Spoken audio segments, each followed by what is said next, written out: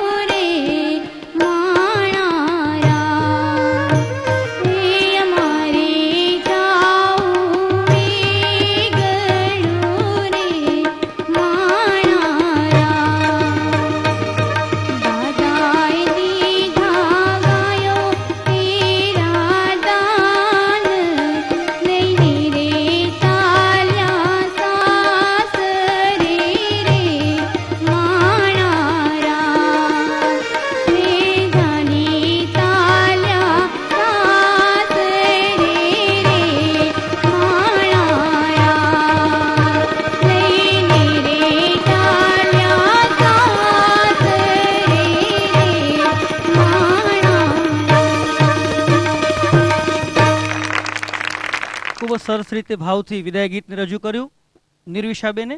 અને હવે વારો છે ત્રીજા સ્પર્ધક